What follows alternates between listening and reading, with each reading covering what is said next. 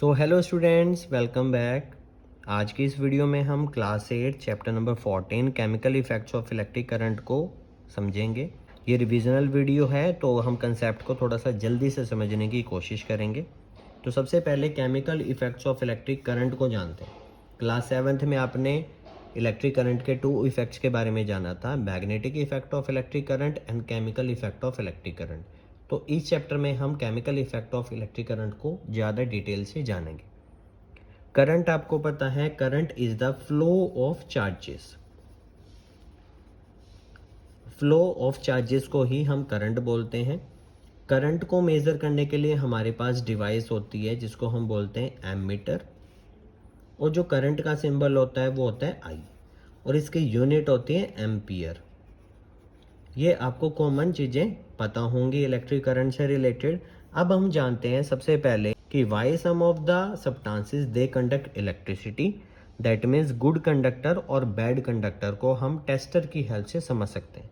कि आपने टेस्टर बना के देखा, एक सेल है, एक बल्ब है, कुछ वायर्स हैं और आपके पास एक स्क्रू ड्राइवर है। अब स्क्रू ड्राइवर में 2 पीस हैं, एक मेटल पीस, एक वुडन पीस। जब आपने वायर्स को मेटल पीस के साथ कनेक्ट किया था, bulb is glowing, that means this metal surface is good conductor of electricity.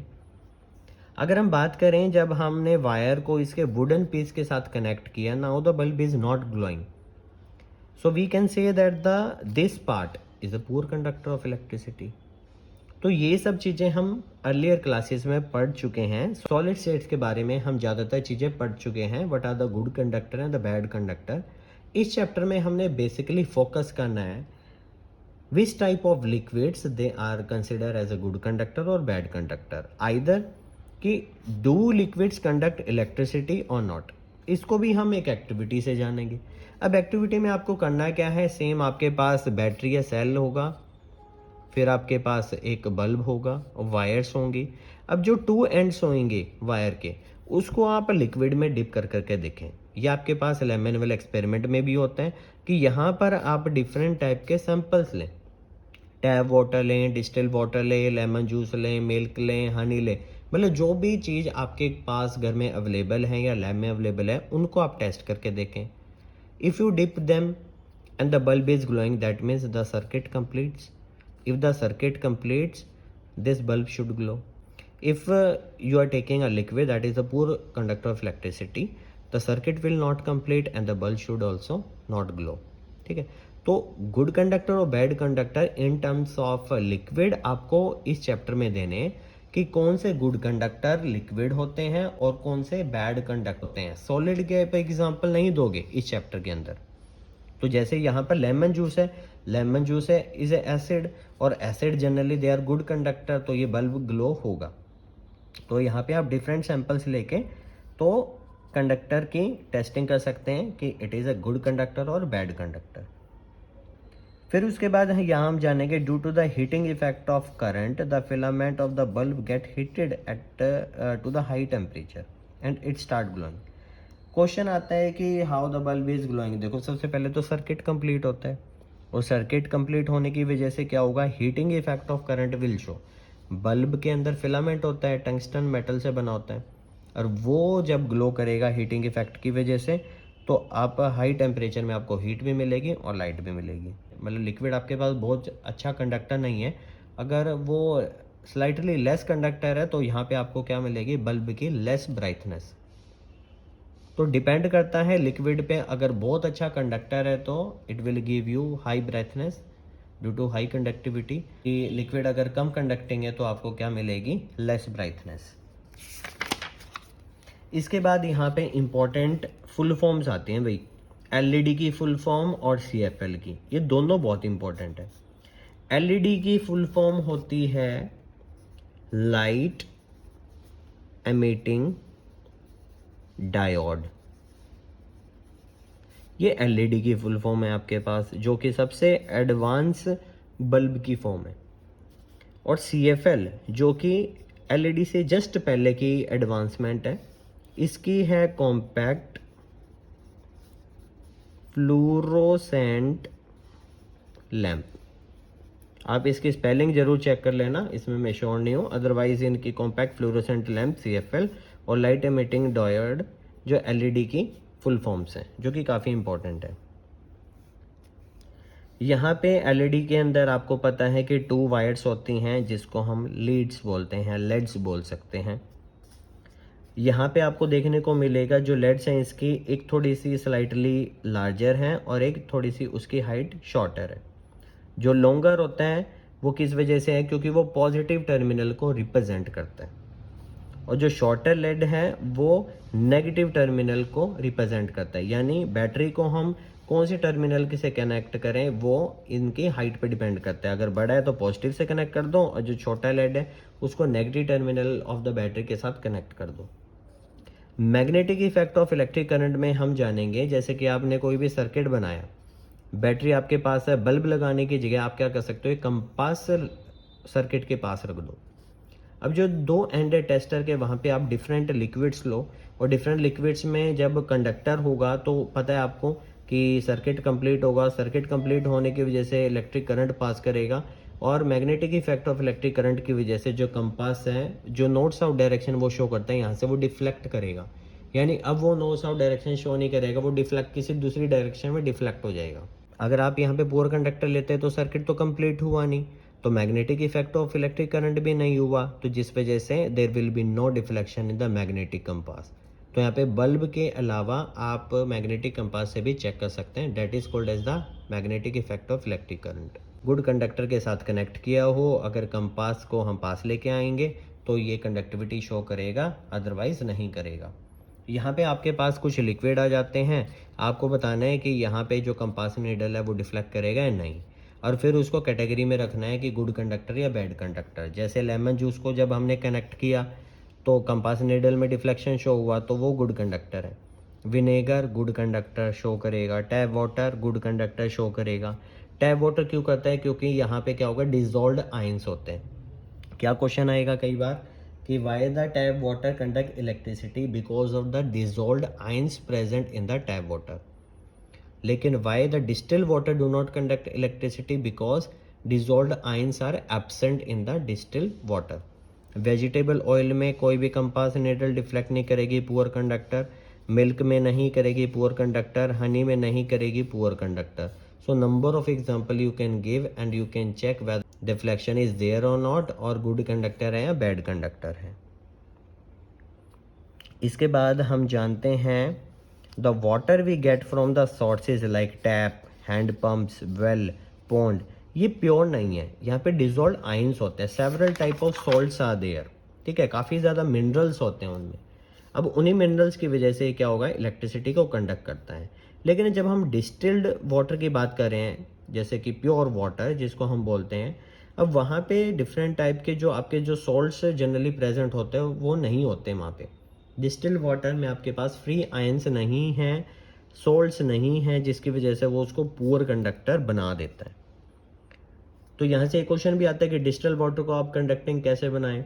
तो आपके पास बहुत अच्छा एग्जांपल है कि आप एसिड डाल दो, या फिर बेस डाल दो, या फिर उसके अंदर थोड़ा सा सॉल्ट डाल दो। इन तीनों में से कोई भी चीज़ डालो, इम्प्योरिटी आने के बाद वो क्या हो जाएगा, कंडक्टिव हो जाता है।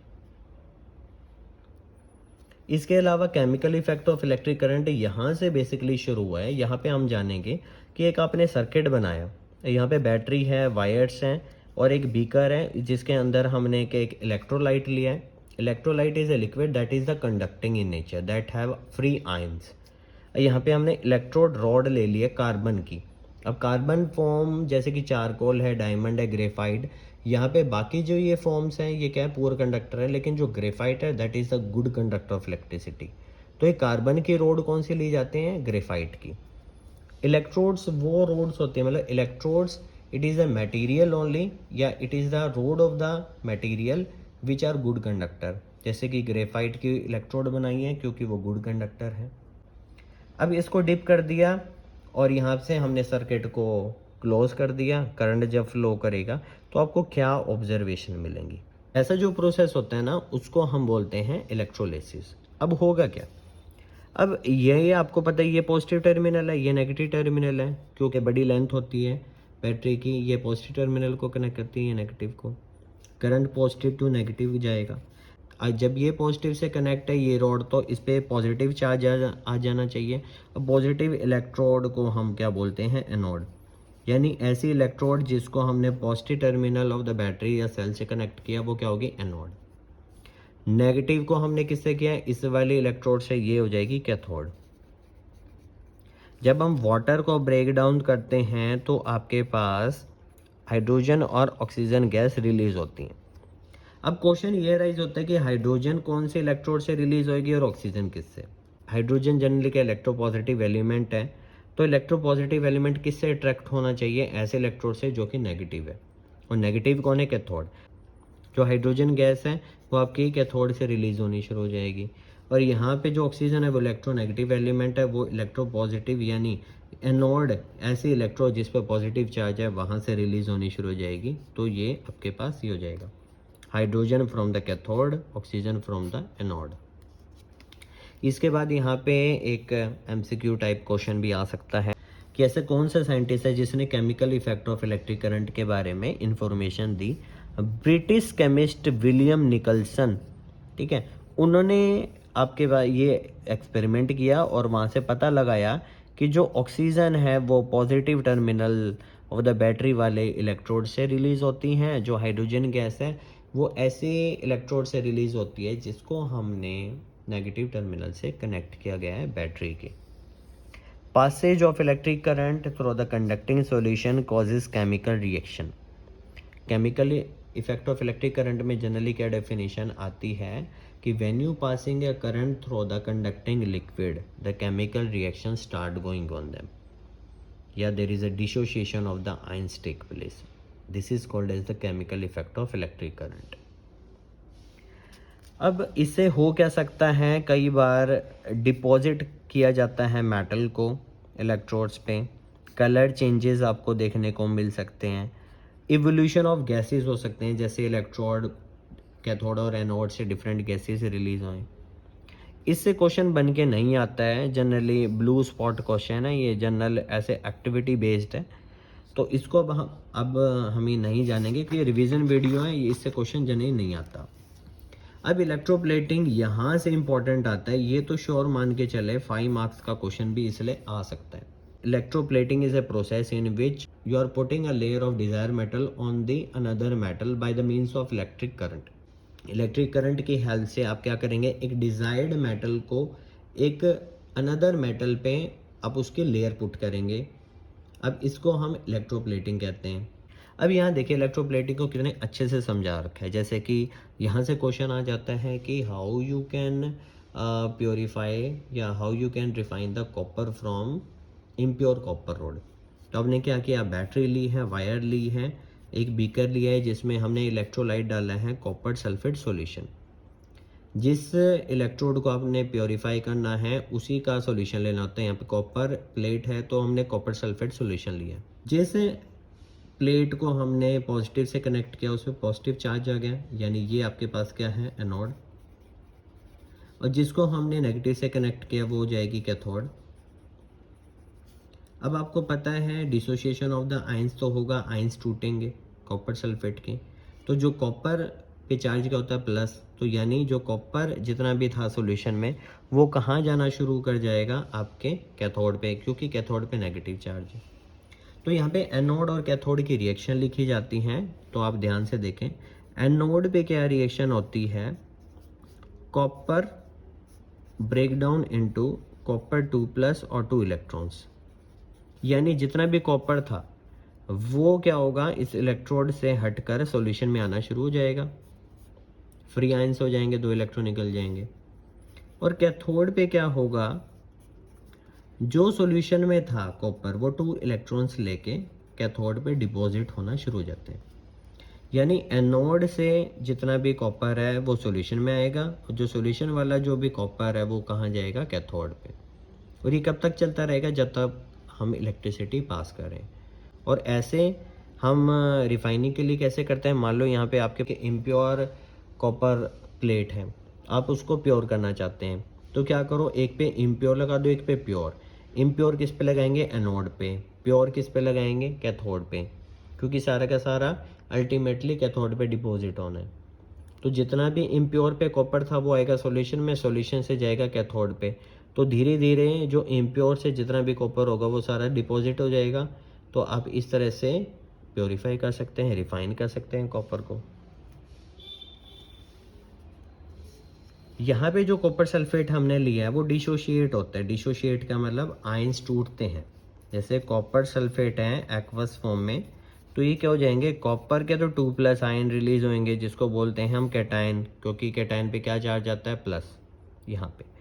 और सल्फेट जो आयंस होते हैं SO4 2-, तो 2- यहाँ पे चार्ज है, ये क्या होता है, एनायन। तो यहाँ पे जो इलेक्ट्रोलाइट है वो भी डिसोशिएट होता है। जैसे हम यहाँ पे कराएंगे इलेक्ट्रोप्लेटिंग, तो इस प्रोसेस में जो कॉपर सल्फेट की वजह से जो पर्शियन ब्लू कलर आता है सॉल्यूशन का, वो फेड होना शुरू हो जाता है। कई बार क्वेश्चन आता है क्यों, क्योंकि जितना वो कॉपर था सॉल्यूशन में वो कॉपर रोड पे डिपॉजिट हो रहा है, और कॉपर की वजह से ही कलर था यहाँ पे, तो जिसकी वजह से अब ये धीरे धीरे फेड होना शुरू हो जाएगा। इलेक्ट्रोप्लेटिंग की डेफिनेशन आती है, process of depositing a layer of desired metal on the another metal bye means of electricity, जो कि मैं आपको समझा चुका हूँ। This is the right definition. Electroplating process important क्यों है, क्योंकि इंडस्ट्री में आपको कोटिंग करनी होती है वेरियस मेटल पे, थिन लेयर उन पे कोटिंग कर सकते हैं। इसके अलावा डिज़ायर्ड मेटल की कोटिंग कर सकते हैं। मान लो अगर एक पर्सन सिल्वर ज्वेलरी है उसके पास, और वो चाहते हैं और वो अफोर्ड नहीं कर सकता गोल्ड ज्वेलरी को, तो क्या कर सकता है, गोल्ड प्लेटिंग करा सकता है सिल्वर एसेसरीज पे या सिल्वर ज्वेलरीज पे। तो शाइनिंग, तो जो प्रॉपर्टीज़ होगी वो गोल्ड जैसी प्रॉपर्टी शो करता है, क्योंकि उस पर डिज़ायर्ड मेटल की लेयर आ चुकी है। इसके बाद आपने देखा होगा क्रोमियम की प्लेटिंग की जाती हैं जनरली कार पार्ट्स पे, जैसे कि एलॉयज़ वगैरह हैं, डैशबोर्ड्स हैं, इंजन के जो ऊपर के पार्ट्स हैं वहाँ पे भी, बाथ टैप्स हैं, वॉशरूम्स में, किचन गैस बर्नर्स हैं, बाइसिकल हैंड बार्स हैं, व्हील रिम्स हैं। ऐसी जो चीज़ें हैं उनको क्रोमियम से किया जाता है, क्योंकि क्रोमियम एक रेयर मेटल है, काफ़ी ज़्यादा महंगा है, हम उसको अफोर्ड नहीं कर सकते, लेकिन उसकी इलेक्ट्रोप्लेटिंग करके कोटिंग ले सकते हैं, क्योंकि उसकी काफ़ी ज़्यादा अच्छी नेचर है, क्योंकि वो शाइनिंग है, स्क्रैचलेस है, do not crore easily, oxidation नहीं होता उसका, तो इसलिए काफ़ी ज़्यादा इम्पॉर्टेंट रोल प्ले करता है इलेक्ट्रोप्लेटिंग प्रोसेस। क्रोमियम का तो काफ़ी ज़्यादा किया जाता है, इवन जो सिल्वर और गोल्ड जो लेस एक्सपेंसिव ऑब्जेक्ट्स पे इनकी कोटिंग करा के इनको प्रीमियम बनाया जा सकता है, प्रीमियम लुक दिया जाता है। टिन के कैंस आपने देखे होंगे, फूड स्टोरिंग के लिए किया जाता है, इलेक्ट्रोप्लेटिंग की जाती है टिन की आयरन मेटल के ऊपर। टिन लेस रिएक्टिव है, तो टिन पे कुछ होगा नहीं रस्टिंग वगैरह, जिससे आपका खाना भी सेफ रहेगा, प्रोटेक्ट रहेगा, फूड आपका स्पॉइल होने से बच जाएगा। आयरन जिसके आपको पता है कि ब्रिजेस ऑटोमोबाइल्स ऐसे बनाए जाते हैं, उनकी स्ट्रेंथ कम होने लग जाती है, वो ऑक्सीडाइज रस्ट होने लग जाते हैं, जिस वजह से जिंक की उनके ऊपर कोटिंग की जाती है। इस प्रोसेस को बोला जाता है गैल्वेनाइजेशन। गैल्वेनाइजेशन में हम इलेक्ट्रोप्लेटिंग प्रोसेस से जिंक मेटल की कोटिंग करते हैं, ताकि जो आयरन है उसको कोरोजन और रस्ट से बचाना पड़े, क्योंकि जो जिंक मेटल है वो ज़्यादा रिएक्टिव होता है आयरन से, जो भी होगा वो जिंक पे होगा, आयरन की सरफेस आपकी स्मूथ शाइनिंग और अब जैसी थी वैसी रहेगी। इलेक्ट्रोप्लेटिंग जो फैक्ट्रीज है उनका जो वेस्ट होता है डिस्पोज करना बहुत ज़्यादा डिफ़िकल्ट है। ये स्टार लगा लो भाई, ये काफ़ी इंपॉर्टेंट क्वेश्चन है कि आपने इलेक्ट्रोप्लेटिंग कर तो दी, क्या ये इन्वायरमेंट के लिए क्लीन है या इम्पोर्टेंट, मतलब क्या ये इन्वायरमेंट के लिए सेफ़ है। देखो डिस्पोज करना बहुत ज़्यादा डिफ़िकल्ट हो जाता है केमिकल्स को, जो भी रेजिड्यू बचा है, जो भी केमिकल बच जाते हैं इलेक्ट्रोप्लेटिंग के टाइम पे, इंडस्ट्रियल लेवल पे उनको डिस्पोज करना बहुत ज़रूरी हो जाता है, जिसकी वजह से वो पोल्यूशन करते हैं, उनको सॉइल में डाल दिया जाता है, नदियों में बहा दिया जाता है। ऐसी चीज़ों के लिए डिस्पोजेबल गाइडलाइंस को कंपनियों को, इंडस्ट्रीज़ को फॉलो करना चाहिए, ताकि एनवायरनमेंट को क्लीन किया जा सके। तो यहाँ से क्वेश्चन बनता है कि what are the guidelines given to the industries to dispose the waste, तो उनको क्लीन करके करें, ऐसे खुले में ना करें, सॉइल में या फिर पानी में उसको डिस्पोज ना करें। यहाँ से आप व्हाट यू हैव लर्नड में समझ सकते हैं कि some liquid they are good conductor, some are bad conductor. Most liquid जो कि इलेक्ट्रिसिटी कंडक्ट करते हैं वो जनरली कौन से होते हैं? एसिड हो सकते हैं, बेसिस हो सकते हैं या सॉल्ट सॉल्यूशन हो सकते हैं। सॉलिड नहीं, सॉल्यूशंस। कंसंट्रेटेड नहीं करेंगे, सॉल्यूशंस करेंगे। passage of electric current through the conducting liquid causes chemical reaction, और इसी को हम chemical effect of electric current बोलते हैं, जिसमें dissociation of the ions is the major concern. Process of depositing a layer on the desired metal on the another metal, ये by means of electricity, this is the definition of electroplating. ये आप समझ ही चुके हैं। So students, I hope आपको ये अच्छे से समझ आ गया होगा। इससे रिलेटेड आपको कोई भी डाउट है तो आप कमेंट बॉक्स में पूछ सकते हैं। इससे बाहर कोई क्वेश्चन नहीं आ सकते, लेकिन आप फिर भी एक्स्ट्रा बुक से ट्राई जरूर करें।